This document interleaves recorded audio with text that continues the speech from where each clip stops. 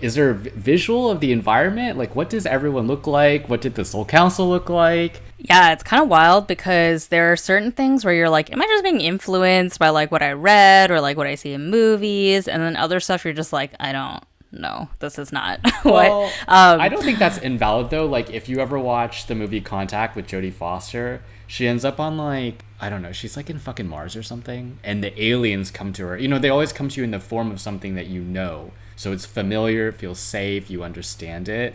But in reality, they're like, we're talking to you like in Right. weirdo way. Like, like the reality of it is probably very different from your. Right. But I'm just curious to know how your soul and your mind interpreted that experience. Visually? Yeah. Yeah. Visually versus not is a great question because similar to the past life regression, I think everyone experiences it slightly differently.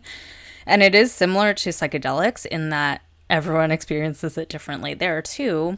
It could be visual, it could just be knowing, like you just like know these things are happening or these facts are suddenly in your brain. Mine was a little bit of both. So I had like a little bit of visuals, but it was like very faint. I'd say even less clear than like a dream's visuals would be, supported with like knowing of stuff. So for me, there were these set of doors, like big doors, and then I walked in and I was in almost like kind of like a stadium of sort, but like more like, if you can imagine, more like the ancient Greek, like if there was like a council of old people who are like the elders of the community sitting above, high above this like circular stadium, and you're like in the middle, Okay. looking up to them. So that was kind of like the visual I got of like the space. My hypnotherapist was asking like, how many elders do you see or can you sense? And I was like, I have a feeling that there's like five or six, but I can only see like three at a time. It was almost like there was like a spotlight on three, but I knew there were more. And she was like, yeah, this is what's called like presenting. Only three are presenting themselves. And she was like, that's actually very common for everyone in the soul world, even like not the elders, because you also have your soul group, like your peers that you kind of like reincarnate with. She was like, even they, like, you, not all of them present themselves at the same time. But anyway, so she's like, okay, so it sounds like three are presenting themselves to you at a time. I was like, yes. And then it kind of like funneled. Then it was like only one at a time of like whoever wanted the attention at the time. And it was interesting in terms of like visuals because they were all like quite different. The first one was very unexpected because I was like, this had nothing to do with like anything I prepared to talk about here.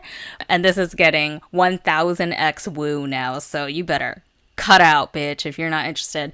He appeared to me very like aquatic, almost like an aquatic hybrid between like a creature and a man, and had like a crown, but it was almost like webbed, like, Yeah, you know, yeah, the yeah. webs between, would create that kind of shape as the crown. And he was like bluish. And that's how he appeared to me. I don't think he spoke. I just like knew it. It was like, because a lot of it is telepathic, is how, at least in the book, they describe how you like actually exchange conversations in the soul world is largely telepathic. You don't actually like open a mouth or whatever. But he was like, I'm appearing to you this way to remind you that you have incarnated previously on water-based worlds, and you were like a water-based creature in several lives. So regarding your fear of water in your current life, I want you to remember some of those memories now so that you can bring back that courage and the like feelings of freedom and happiness associated with water into this current life, since you still are pretty blocked by that fear currently. So that was like a huge surprise because like, what? Like, this is not what I would have expected. Like, the first thing we talked about, and it was not my list of things I wanted to go through at all, but it was pretty sweet. She was like, okay, let's have him show you some like memories so that you can kind of like bask in them. And I was like, all right. And then it was like me swimming as like kind of like a mermaid thing, but not definitely didn't look like Little Mermaid type mermaid. It was like more like a creature type thing. But anyways, like speed swimming through like oceans, and there's like coral-based city structures, both like under and above water. And yeah, it was pretty dope. That does sound pretty dope. It sounds like your own version of James Cameron's Avatar, but with yeah, but with water. People, yeah, totally. Yeah. And then the second elder, didn't say anything to me, but he presented himself as he looked like this huge, muscular god. Like he was like a mix between King Triton from Little Mermaid and like Zeus. And it was funny because my hypnotherapist was like, okay, so is he going to answer some of your questions? Because the last guy didn't really answer any of your questions. He just like showed you this other thing. And I was like, okay, let me ask. I was trying to ask him, like, are you going to answer my questions? And I was getting nothing. And I was like, I'm just getting the sense that he just wants to like be here and wants me to know that he's like protecting me and that I'm safe. But no, he's not going to answer my questions. I was like, okay. She's like, all right, let's move on. We got to find someone to like answer your questions. So that kind of makes sense. If you think about a regular counsel, like a movie counsel, you have, a few randoms, a protector, a semi-relevant person. I'm assuming there will be more relevance coming.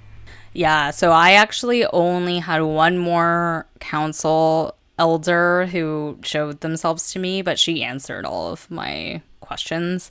So it was a female presenting. So that's something really interesting is in the soul world, there is this idea of like fluidity with gender. The like thesis in the book, at least, is that we're all like slightly gender fluid because in incarnations you don't always incarnate as the same gender, like you choose to like swap now and then, but usually there's a pattern of like on average one soul might incarnate more often as one gender than the other. So then similarly in the soul world there is this idea of like everything is slightly fluid in terms of the gender they want to present themselves as when you encounter them, the like way they want to visually present themselves to you, because like I saw this guy as Zeus, right? But like another person might see him as like an octopus. I don't know, like whatever he feels like at the time, right? And so it was interesting because I like a lot of the interactions I was kind of like, oh, I'm getting like a masculine vibe here, I'm getting a feminine vibe. Anyway, so